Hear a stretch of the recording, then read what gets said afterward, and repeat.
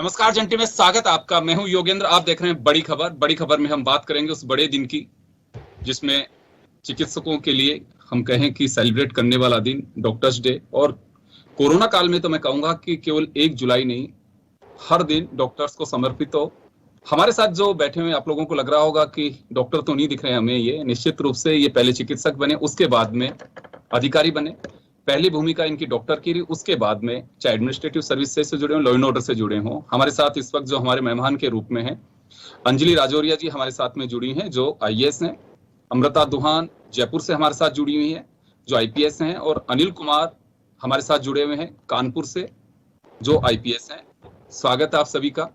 और इन्हें जोड़ने की सबसे बड़ी वजह है कि तीनों हमारे साथ जुड़े हैं जो तीनों ही चिकित्सक हैं। पहले इन्होंने एमबीबीएस किया, उसके बाद में आईएएस और आईपीएस बने। लेकिन यहाँ सवाल करना एक लाजमी यूं होता है और इनके जो एक्सपीरियंस है वो हम शेयर यूं करना चाहते हैं कि कोविड काल रहा 15 महीने से ना केवल राजस्थान, भारत या यूपी, दुनिया इसकी चपेट में है। और कैसे हम इससे बाहर निकल सकते हैं, हर कोई जो जैसे हो सकता है वो वैसे पूरी कोशिश कर रहा है। तो यहाँ क्योंकि डॉक्टर पहले बने हैं तो डॉक्टर के साथ में दोहरी भूमिका अदा की है इन लोगों ने भी। तो मैं वो एक्सपीरियंस शेयर करना चाहूंगा जो स्थितियां देखी, उसके बाद में कैसा महसूस हुआ, क्या कुछ कर सकते थे, क्या कुछ सुझाव इस तरह के सामने आए, या फिर कहें कि एक मनोबल होता है एक चिकित्सक का। क्योंकि एमबीबीएस के दरमियान ही बहुत सारी चीजों से हम क्लियर हो जाते हैं कि हाँ, हम किस दौर से गुजरना है, हमें कैसे हमारे मनोबल को बनाए रखना है, हमारे जो इमोशंस हैं उन पर किस तरह से काबू रखना है। कि कई बार ब्लड रिलेशन में जो लोग होते हैं हम उनकी सर्जरी नहीं कर पाते हैं, ऐसे भी केसेज होते हैं। लेकिन बहुत सारी चीजें होती हैं। तो चलिए मैं अमृता जी आपके पास आना चाहूंगा। आप तो सीधी जयपुर में मैंने देखा भी है, कोविड काल में जुड़े रहे हैं लॉ एंड ऑर्डर से भी। एक चिकित्सक के नाते डॉक्टर्स डे पे मैं जानना चाहूंगा कि ये दोहरी एक चिकित्सक, क्योंकि 15-20 दिन का एक ऐसा फेज पूरे दुनिया ने या कहें कि इंडिया ने सामना किया जिसमें ऑक्सीजन हो चाहे दूसरी चीजें हो, बड़ी किल्लत। जो कर सकते थे हम सोच भी सकते थे, बड़ी लाचारी थी सबके सामने कि हमारे पास में लिमिटेड रिसोर्सेस थे। वो एक टाइम था। एज ए डॉक्टर क्या फीलिंग्स थी आपकी? मैं सभी को श्रोताओं को नमस्कार कहती हूँ। और ये आपने जो बात, और धन्यवाद ज्ञापित करती हूँ कि आपने मुझे इस प्रोग्राम में हिस्सा लेने का एक मौका दिया और सभी आम जन तक एक अपनी जो आवाज है, जो डॉक्टर्स है, वो सभी लोगों तक पहुंचाने की एक प्लेटफॉर्म दिया। आपने बिल्कुल सही कहा। कुछ दिन ऐसे गए थे कोविड की जो दूसरी लहर आई थी जिसमें कि हर कोई, किसी के मन में भय व्याप्त था। उसमें हमारे किसी खुद के परिवार में या किसी ऐसे जानकार परिवार में ऐसे जानकार जिनको हम जानते थे, दूर रिश्ते में थे, दोस्तों में थे, जिनको कोई ना कोई कोविड काल की सेकेंड वेव में हानि पहुंची। इससे हम सभी कहीं ना कहीं प्रभावित रहे हैं, मानसिक रूप से हम स्ट्रेस में रहे हैं। एज डॉक्टर मैं मानती हूँ कि पुलिस में मैं आई हूँ तो एक डॉक्टर ने मुझे, जो डिग्री है डॉक्टर की डिग्री, उसने मुझे एक एज दिया है। मैं आपको सिर्फ एक छोटा सा एग्जांपल, अभी सेकंड में तो हम सभी, फिर भी जो फर्स्ट वेव थी उसमें हम सभी बहुत ज्यादा, जब केसेस इतने नहीं थे लेकिन भय बहुत ज्यादा था हम सभी के मन में।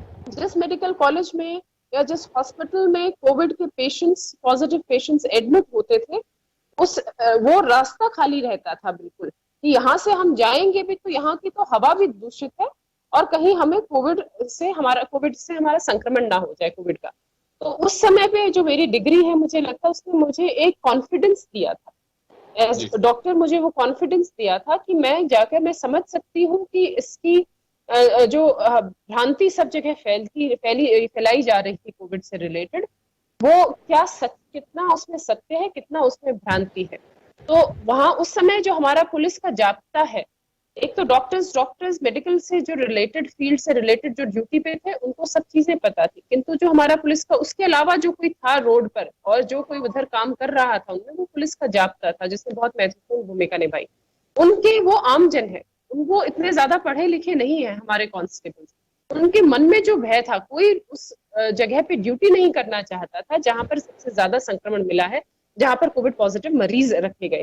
तो उनको, उनके साथ उनको लीड बाय एग्जाम्पल करके, उनको मोटिवेट करके और उनके जो दिमाग में जो डर बैठा था उससे निकाल कर और उनके सेशंस बार बार उनके साथ कम्युनिकेट करके उनको करके तो आगे जब बढ़ के उन्होंने देखा कि हाँ हमारे अधिकारी भी इस चीज में इतने कॉन्फिडेंट हैं, तो वो भी उन्होंने भी आगे बढ़कर और बढ़ चढ़कर अपनी ड्यूटी का उन्होंने उस ड्यूटी को किया। तो उस चीज में मुझे बहुत अपने आप पर ये गर्व हुआ कि देखिएगा, इसमें हम यूं कहते हैं कि आपने अपनी डिग्री वेस्ट कर दी, आप सिविल सर्वेंट अगर आप बने हैं। तो मैं ये इस बात को बिल्कुल नकारती हूँ कि हमने अपनी डिग्री वेस्ट नहीं की, हमने उस जी डिग्री की जो अच्छी बातें हैं वो इस पुलिसिंग में भी लेकर आ रहे हैं और इसको और दृढ़ बना रहे हैं। जी, निश्चित रूप से देखिए ये कि क्योंकि ये चर्चा करना लाजमी है। चिकित्सक कहते हैं, हम सब लोग भी कहते हैं कि आप 2 गज दूरी, मास्क जरूरी, वैक्सीनेशन अगर आपका ड्यू है, आपको अगर जगह मिली तो आप जरूर करवाइए। ये तमाम जो चीजें हैं, क्योंकि एक दोहरी भूमिका में मैं इस वजह से आप लोगों से कह रहा हूं कि आप लॉ एंड ऑर्डर में अगर खड़े होते हैं तो जैसे भी कुछ लगता है, डर की बात नहीं। आपने कहा बहुत अच्छी बात है, क्योंकि बात डर का नहीं है। डर के साथ साथ आपने, ये मैं आपकी बात से सहमत हूं, जब केसेस कम थे जयपुर में, जब आप लोग रामगंज में ये सब कुछ कर रहे थे, उस वक्त पहली बार मानक चौक थाने का कोई कांस्टेबल आया था, तो सारे अधिकारियों ने जाके मोटिवेट किया। तो निश्चित रूप से आपने जो कहा वो इम्पोर्टेंट इस वजह से है कि डॉक्टर के नाते आप जानते हैं कि हवा में भी वायरस ऐसे नहीं तैर रहा है। कुछ चीजें जो सोशल मीडिया की इंडस्ट्री है वो भी परोस रही है, तो ऐसी चीजों से सावधान करना एक चिकित्सक बेहतर तरीके से कर सकता है। अंजलि मैम, आपके पास आना चाहूंगा। अभी जो दूसरी लहर आई, सभी लोगों को किसी न किसी भूमिका में काम करना पड़ा। ये सौभाग्य की बात रही कि आप एक चिकित्सक भी हैं, तो कैसा एक्सपीरियंस रहा ये? सभी को नमस्कार। सबसे पहले तो happy doctors day to everybody who has joined, और सभी डॉक्टर्स को मैं बधाइयाँ देना चाहती हूँ, क्योंकि फर्स्ट वेव की तरह ही सेकंड वेव में भी सभी डॉक्टर्स ने बहुत ही अच्छी योगदान दिया और कोविड को जहाँ तक हो सके उसको कंट्रोल करने की कोशिश की, और उसमें बहुत बड़ा योगदान है एडमिनिस्ट्रेशन का, पुलिस का, बट डॉक्टर्स का सबसे ज़्यादा मेरे ख्याल से योगदान है। So congratulations to everybody. मैं अपने कुछ एक्सपीरियंसेस शेयर करना चाहती हूँ। मैं, क्योंकि डूंगरपुर जिले में पोस्टेड थी, ये प्रीडोमिनेंटली ट्राइबल डिस्ट्रिक्ट है, तो यहाँ के लोगों में, क्योंकि वैसे ट्राइबल पॉपुलेशन जनरली थोड़ी सी हेल्दी रहती है और यहाँ की आबो हवा भी मतलब पोल्यूशन फ्री और उस तरीके से, तो उनमें एक अजम्पशन ये ज़रूर था, और ख़ासतौर पे यंग लोगों में ये अजम्पशन था कि नहीं हमारी तो इम्यूनिटी बहुत अच्छी है और हमें तो कोविड नहीं होगा, या अगर होगा भी तो हम ऐसे ही निकल जाएंगे। तो इम्यूनिटी अच्छा होना बहुत अच्छी बात है, बट मैं सभी लोगों को मतलब अभी भी यही सलाह देती हूँ कि आपको यदि कोई भी तकलीफ आए तो आपको सबसे पहले अपनी जांच करानी चाहिए। हमारे यहाँ जितनी भी डेथ्स हुई, मैक्सिमम लोग ऐसे थे जिनको सांस लेने में तकलीफ आई, खांसी, बाकी भी सिम्टम्स आए, लेकिन बहुत टाइम तक सिर्फ इस विचार से कि नहीं उनको तो कुछ नहीं हो सकता, वो एक डिनाइल वाले फेज में रहे, स्पेशली ट्राइबल पॉपुलेशन में, और वो हमारे पास आए नहीं। और ज्यादातर जो पेशेंट्स जिनकी डेथ हुई वो ऐसे केसेस थे जिनका SpO2 60 या उससे नीचे चला गया, या जिनका CT स्कोर बहुत हाई चला गया, और उस समय वो हॉस्पिटल में आ रहे हैं, तब तक वो अपना RT-PCR भी नहीं कराते। तो मतलब ये भी नहीं पता चलता कि कोविड पॉजिटिव है, हालांकि उनके सिम्टम्स से हमें दिख जाता है, बट एक जो अवेयरनेस होनी चाहिए और जो एक टाइम पे टर्न अप करना चाहिए व्यक्ति को हॉस्पिटल में, या डॉक्टरी सलाह लेनी चाहिए, तो वो उसका थोड़ा सा अभाव लगा उन लोगों में जिनकी अनफॉर्चुनेटली मृत्यु हो गई। ट्राइबल पॉपुलेशन में थोड़ा सा भोपे जो हैं, या जो क्वैक्स जिसे कहते हैं, उसका भी प्रचलन है। तो कुछ लोग ऐसे भी थे जो मतलब उनके पास गए, डॉक्टरी सलाह समय पर नहीं ली, या बिल्कुल एंड मोमेंट पे आए, तो उस वजह से उन्होंने थोड़ा सा सफर किया। अब कोविड के बाद अब हमारे पास ये समस्या आ रही है, आप सभी लोगों को ज्ञात ही होगा कि राज्य सरकार और केंद्र सरकार ने दोनों ने ही ये योजनाएं निकाली है कि जो भी बच्चे अनफॉर्चुनेटली अनाथ हो गए हैं, जिनके पेरेंट्स नहीं रहे हैं, कोविड से संक्रमित थे और उनकी डेथ हो गई, तो उन बच्चों को आर्थिक सहायता मिलेगी, या विधवाओं को आर्थिक सहायता मिलेगी।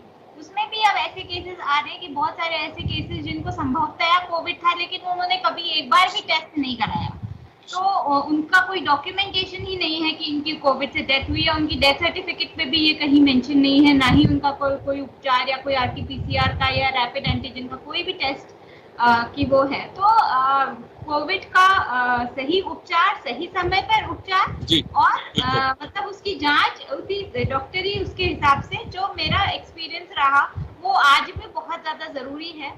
तीसरा मैं ये बोलना चाहूंगी वैक्सीनेशन के संबंध में। अभी आप देखिए कोविड एक नई बीमारी है, तो बहुत सारे ट्रीटमेंट के प्रोटोकॉल जो पहले हम मानते थे कि remdesivir is very effective, plasma therapy is very effective. आप देखिए बाहर के देशों में पहले भी रेमडेसिविर के लिए बोला गया कि नहीं, it is not so effective. ये जो ट्रीटमेंट प्रोटोकॉल्स है वो धीरे धीरे, क्योंकि मेडिकल कम्युनिटी भी थोड़ा सा वो है कि इसके वेरिएंट्स भी चेंज हो रहे हैं, म्यूटेशन भी लगातार हो रहा है, तो ट्रीटमेंट प्रोटोकॉल भी चेंज धीरे धीरे होगा या बेहतर होगा। पर आज के दिन हमारे पास जो इलाज है वो इलाज है बचाव। हम वैक्सीन लगवाएं अपनी, हम मास्क पहने, हम 2 गज दूरी बनाए रखें, और ज्यादा से ज्यादा अगर लोगों का वैक्सीनेशन होगा तो संभवतया हमारे यहाँ थर्ड वेव नहीं आएगी। तो मेरा सभी लोगों से यही निवेदन रहेगा कि इन तीनों चीजों पे बहुत ज्यादा ध्यान देना है, और कोई किसी भी प्रकार के जो बड़े आयोजन होते हैं, जैसे कोई शादी हो गई या इस तरह के, ये एक सुपर स्प्रेडर टाइप के इवेंट हो जाता है। उसका जो बीज है वो वहीं से निकलता है और सब जगह फैल जाता है। तो यही मेरा सभी लोगों से संदेश है। कि मेरा जो पर्सनल एक्सपीरियंस ड्यूरिंग कोविड, मतलब मुझे लगता है कि being a doctor it really helped me in coping with the Covid crisis, क्योंकि मैं स्वयं भी हॉस्पिटल। आप जिस जगह पे अभी हैं, गवर्नमेंट ने आपको जहां लगा रखा है, पूरा जिला आदिवासी है और उसके आसपास सराउंडिंग एरिया है वो भी आदिवासी है, चाहे आपके बांसवाड़ा हो या फिर छोटा उदयपुर, उधर जो चले जाते हैं गुजरात वाली जो बेल्ट हो, ये तमाम जो एरिया है वहां लोगों को समझाना भी, क्योंकि हम जो तस्वीरें देखते थे, हमारे रिपोर्टर्स जो भेजते हैं हमें, वो उनको समझाना भी। बहुत सारे गांव ऐसे हैं कि वो वैक्सीनेशन को बिल्कुल नहीं लगवाते हैं, कोई जांच नहीं करवाता है, अभी भी वो निश्चित रूप से एक ऐसे में एक चिकित्सक की जो भूमिका है वो बहुत महत्वपूर्ण होती है, उनको समझाना। मैं वापस आऊंगा आपके पास में। डॉक्टर अनिल हमारे साथ में जुड़े हुए हैं, अभी एसपी कानपुर हैं। अनिल जी, आपके पास आना चाहूंगा। एक चिकित्सक की भूमिका और एक आईपीएस ऑफिसर की भूमिका, जैसे अमृता जी ने कही, और लगता है कि निश्चित रूप से वो जो साथ में इनके अपने जितने भी जवान रहे होंगे, ऑफिसर्स रहे होंगे, उनको उन तमाम चीजों से, क्योंकि भय उस वक्त, मैं बहुत सारे उस वक्त लोगों से मिला, कांस्टेबल से लेकर के अधिकारियों तक, हमने टीवी पे भी जोड़ा कि साहब आप जब घर से निकलते तो क्या स्थिति होती है।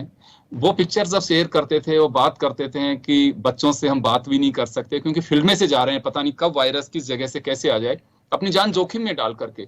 लेकिन जैसे अमृता जी ने कहा कि एक डॉक्टर हैं, वो मान के भी चलते हैं कि अगर हम, जैसे डॉक्टर से भी हमने बातें की, उनका कहना था कि अगर कोरोना का इलाज करना है तो कोरोना हो भी सकता है, मानसिक रूप से तैयार भी रहते हैं। ये चिकित्सक समझ सकता है इस बात को। तो सर, ये पूरा कोविड काल जो रहा, कैसा एक्सपीरियंस रहा आपका? अनिल जी, म्यूट है आपका सिस्टम, अनम्यूट करिए इससे एक बार। म्यूट है सर सिस्टम आपका, आपकी आवाज हम तक नहीं आ पा रही है। आई थिंक आप या तो ईपी, आपका ईपी एक बार आप निकाल दीजिए सिस्टम से, शायद आवाज आ पाए हम तक। अभी सुन पा रहे हैं आप? हाँ, बिल्कुल बिल्कुल सर, कंटिन्यू करिए सर। देखिए, जो कोविड का टाइम था वो हमारे लिए नहीं बल्कि पूरी दुनिया के लिए एक कठिन समय रहा, और इस कठिन समय में मेरा पुलिस के नौकरी में होना और साथ ही एमबीबीएस की डिग्री और नॉलेज जो होना, ये चीजें मेरे लिए नहीं बल्कि पब्लिक के लिए भी ये चीजें मुझे बहुत काम आई। इसमें हम लोगों ने जैसे फर्स्ट वेव में सभी लोगों ने लॉकडाउन का अनुपालन भी कराया, जो माइग्रेंट क्राइसिस है उसको भी हम लोगों ने सबने झेला। साथ ही जो मेडिकल का जो नॉलेज है उसकी वजह से हमें पुलिस कर्मियों को किस तरह से कोविड से बचने में क्या सावधानियां रखनी चाहिए, किस तरह की भ्रांतियां होती हैं उसका उनको हम दूर कर सकें, ताकि वो लोग डरे नहीं और बिना डरे सतर्क रहते हुए ड्यूटी करें। इस चीज को सुनिश्चित करने में हमें बड़ी मदद मिली। जो दूसरी कोविड की वेव थी वो पहली वेव से ज्यादा खतरनाक थी। ये ऐसा समय था जब हॉस्पिटल्स में बेड और ऑक्सीजन के लिए थोड़ी सी समस्या आ रही थी। उस समय पे एक डॉक्टर होने के नाते, जो यहाँ पे डॉक्टर फ्रेटर्निटी है और मेडिकल कॉलेज वगैरह जो है, अस्पताल हैं, उनसे एक डॉक्टर होने के नाते हमें कोऑर्डिनेशन में बड़ी आसानी रही। उसके बाद उन्होंने पुलिस लाइन में भी पुलिस कर्मियों को इलाज करने के लिए एक ऑक्सीजन फैसिलिटी के साथ एक हॉस्पिटल चालू हमने किया था।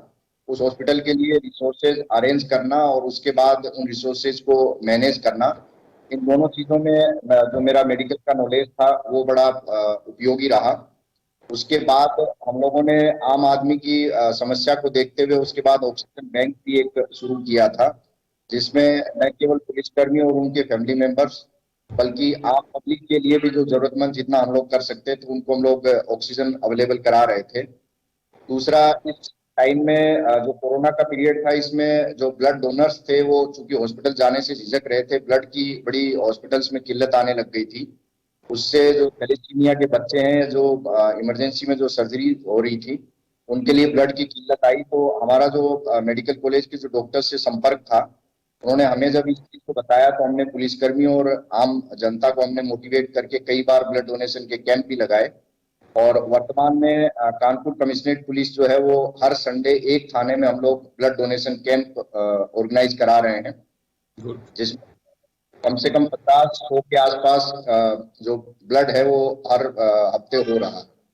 तो ये इस तरह की कुछ चीजें थी जो हमें एक डॉक्टर होने के नाते और पुलिस में होने के नाते ये सब चीजें कोऑर्डिनेट करने और इन चीजों को बेहतर तरीके से करने में हमें मदद मिली। जी निश्चित रूप से सर, ये बात ठीक है कि हमारे पास में जो संसाधन, सबसे बेहतर जो बात है वो यही है कि ऐसे पेंडेमिक में आप सामंजस्य कैसे बैठा के चलते हैं, आपके पास में जो संसाधन इंफ्रास्ट्रक्चर उसको बेहतर तरीके से कैसे यूटिलाइज कर सकते हैं, ये सबसे बेहतर मैकेनिज्म होता है किसी भी चीज से निपटने का। आपके पास में जितने वेपन्स है, आपको लड़ाई लड़नी है, लेकिन आप उसको बेहतर तरीके से कैसे उपयोग में लेते हैं, यही आपकी मास्टरी है। और निश्चित रूप से एक चिकित्सक होने के नाते आप कूल रह करके जब सोचते हैं कि हाँ देखिए, कल हमारे को इस फ्रंट पे आकर के इस तरह से हमें ऑपरेट करना है, क्योंकि हमारे अपने जो फ्रंट वॉरियर्स हैं, जो सिपाही खड़े हैं जाब्ते में हैं, अधिकारी जाब्ते में, उनका परिवार भी है, उनके मनोबल को भी बढ़ाना है। निश्चित रूप से ये हमारा मोटिव यही था कि हम उन लोगों तक मैसेज भेज सकें कि जो लोग केवल लॉ एंड ऑर्डर की भूमिका में नहीं है, उनके पास में एक हुनर और है जो ऐसे वक्त में आपके काम आ रहा है और निश्चित रूप से बेहतरी कर सकते हैं हमारे संसाधनों को यूज करने में। अमृता जी, आपके पास आना चाहूंगा। जैसा भी अनिल जी ने कहा कि हम लोगों ने, क्योंकि उन जवानों के, उनके परिवारों का, इनका भी एक ख्याल रखना होता है। कभी ऐसी चर्चाएं होती हैं कि आप लोगों के ऑफिसर्स के बीच में, लेकिन एज ए डॉक्टर आपने ऐसा कुछ सुझाव दिया हो कि जिसको मान के हम चलते हैं कि हाँ हमें ऐसा करना चाहिए, और रोल मॉडल के रूप में निकल के भी आया हो? मुझे एक ध्यान है कि शायद आप लोगों ने लाइन में भी आपके वहां पे एक कोविड सेंटर चालू भी किया था। म्यूट है अमृता जी, म्यूट है जी। हमने बिल्कुल समय रहते हम वो ऐसी संस्था थी जिसने हमने शुरू में ही, मैं एज डॉक्टर अपना ये बताना चाहूंगी कि जब ये सेकंड वेव आई थी तो तभी से ही मैंने परस्यू करना शुरू कर दिया था कि हमें ऑक्सीजन कॉन्सेंट्रेटर्स की जरूरत पड़ेगी। और हम वो थे जिन्होंने सबसे पहले मतलब जाके और ऑक्सीजन कॉन्सेंट्रेटर्स को खरीदने की पहल की। उस वजह से समय पर हमारे पास ऑक्सीजन कॉन्सेंट्रेटर्स आए भी, और हमने उसमें ये भी ध्यान रखा कि लाइन में, क्योंकि पुलिस कर्मियों को वैक्सीनेशन हो गई थी और उनकी स्थिति मतलब बहुत ज्यादा पिछली फर्स्ट वेव के मुकाबले सेकंड वेव में बहुत अच्छी स्थिति थी, और गंभीर कोई भी बीमार, कोई विरला ही हुआ जो कि किसी भी वजह से अपनी वैक्सीनेशन नहीं करा पाया। तो इसलिए हमने उन कॉन्सेंट्रेटर्स को हॉस्पिटल में रखा, ताकि अगर हमारे कोई पुलिसकर्मी होंगे जो पॉजिटिव होंगे तो वो वहां पर हॉस्पिटल में एडमिट हो सकते हैं जिसको ऑक्सीजन की जरूरत है। नहीं तो वो ऑक्सीजन कॉन्सेंट्रेटर्स खाली नहीं रहेंगे, किसी न किसी पेशेंट के वो काम में आते रहेंगे। तो इस चीज को भी हमने इंश्योर किया। दूसरा, हमने कोविड केयर सेंटर जो अपनी लाइन में खोला, वो सिर्फ अपने पुलिसकर्मियों के लिए नहीं, उनके परिवारजनों के लिए भी था। सभी हमने फैसिलिटीज उसमें दी हुई थी। और साथ के साथ हम एक होता है कि आप कुछ करते हैं, एक होता है आप उसको एक्सपर्ट तरीके से करते हैं, तो दोनों में फर्क होता है।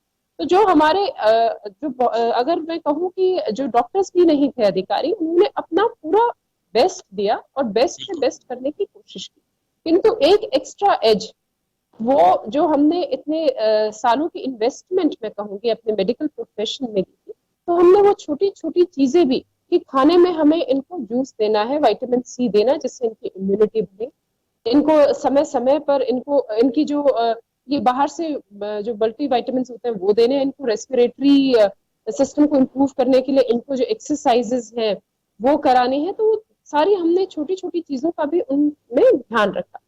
दूसरी बात थी कि जैसे ये प्लाज्मा, हमने बिल्कुल एक लिस्ट बना रखी थी कि प्लाज्मा थेरेपी हालांकि माना जाता है कि नहीं इतनी कारगर है, किंतु अगर कोई व्यक्ति बहुत ज्यादा बीमार है तो उसके लिए कोई भी चीज जिसमें उसको होप लगती है कि हाँ हमारे को इससे फायदा हो सकता है, तो हमने बिल्कुल लिस्ट भी बना रखी थी। अगर कोई भी किसी को जरूरत पड़ती थी तो हमारे जवान आगे बढ़कर इसमें लोगों की मदद करते थे और जाके डोनेट करते थे। जी अनिल जी, एक बार वापस आपके पास आना चाहूंगा मैं, क्योंकि एक संभावित लहर का एक खतरा माना जाता है, और मुझे जो लगता है कि आज हम सब लोग उस भूमिका में हैं कि जो हमें, जिस पोस्ट पे हम लोग काम कर रहे हैं उसी के साथ साथ, क्योंकि देखिए समाज के एक अभिन्न अंग, हम लोग भी इसी समाज से निकले हुए, कोई डॉक्टर है, कोई इंजीनियर है, और एक संभावित खतरा जो सामने दिखता है, क्योंकि सेकंड वेव में ऐसा कोई व्यक्ति नहीं है जिसने किसी अपने परिचित को नहीं खोया हो, कोई ना कोई किसी रिलेशन में कहीं दूर पड़ेगा, कोई ना कोई परिचित जरूर, क्यों हालात ऐसे ही बने थे।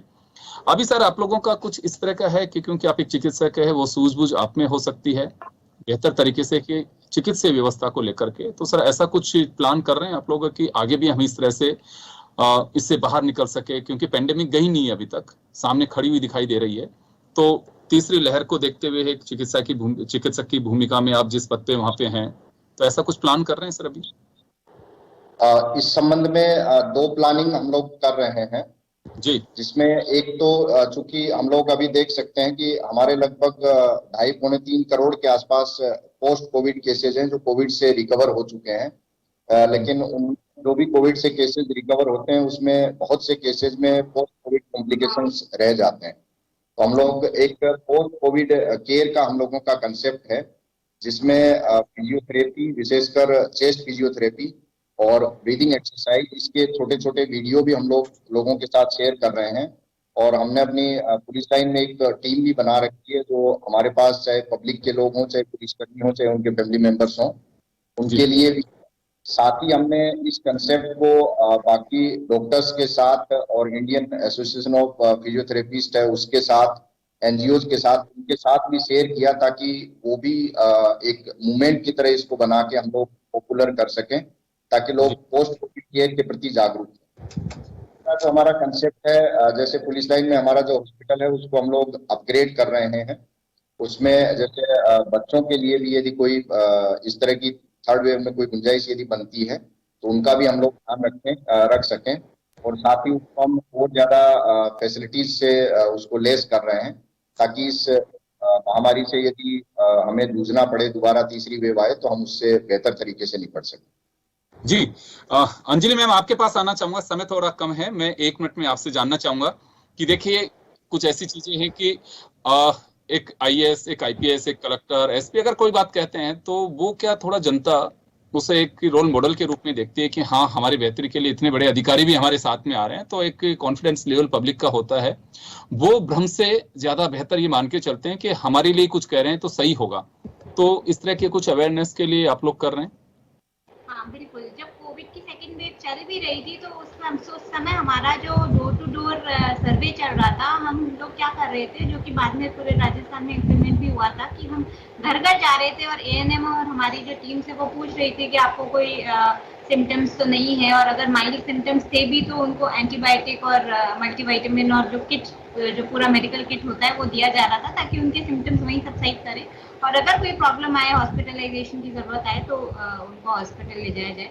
तो उस संबंध में हम लोग खुद भी फील्ड में कई बार दौड़े, हमने पंचायतों में विजिट की, हमारी कोर ग्रुप जो पंचायत की टीम है या एसडीएम लेवल की टीम है उनकी मीटिंग्स ली, हम लोगों ने वैक्सीनेशन के लिए सभी लोगों को प्रेरित किया। तो पूरी फील्ड के सारे डीएलओस को एक्चुअली कलेक्टर सर ने ये टास्क दिया कि आपको ये पंचायतें कवर करनी है। तो लगभग 350 में से आधी पंचायतें तो जिला लेवल के जो अधिकारी हैं उन्होंने कवर किया, तो उस हिसाब से एक काफी माहौल टाइप का बना और बाकी नीचे की टीम भी काफी मोटिवेटेड रही और उस हिसाब से हमने टच किया। तो थैंकफुली हमारे जिले में कभी भी ऐसी स्थिति नहीं आई कि किसी बेड की कमी पड़ गई या ऑक्सीजन सिलेंडर की कमी पड़ गई।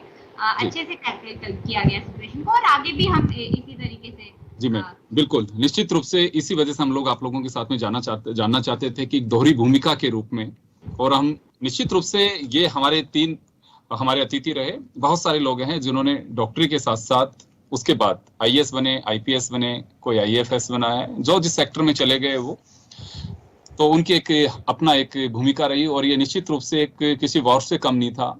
जिसको जैसे लगा, हमारा जोड़ने का मोटिव भी यही था कि चिकित्सक होने के नाते आप लोग ब्यूरोक्रेट बने हैं, आप पुलिस सेवा में गए हैं, तो उस भूमिका में, और मैं जो जानना चाह रहा था निश्चित रूप से आप लोगों से वो निकल करके भी आ रहा है कि आज भी लोगों के हेल्थ को लेकर के आप लोग कितना काम कर रहे हैं। आप पे उन परिवारों को मनोबल बढ़ा रहे हैं जिन्होंने अपनों को खो दिया, या चाहे वो पुलिस के जवान हो सकते हैं, आम आदमी हो सकते हैं, अपने हो सकते हैं। तो निश्चित रूप से आप लोगों का कहना, आप लोगों का अभियान बहुत कारगर हो सकता है और मैं सैल्यूट करना चाहूंगा आप तमाम लोगों को कि आप इस भूमिका में भी काम कर रहे हैं साथ साथ अपने पेशे के। तो इसको बनाए रखिए, लोगों को वो जोश और जुनून भरते रहिए ताकि निश्चित रूप से हम इस पैंडेमिक से बाहर निकल सकें, हम जीत सकें। बहुत बहुत शुक्रिया आप सभी का। बड़ी खबर में इतना ही, दीजिए इजाजत, नमस्कार।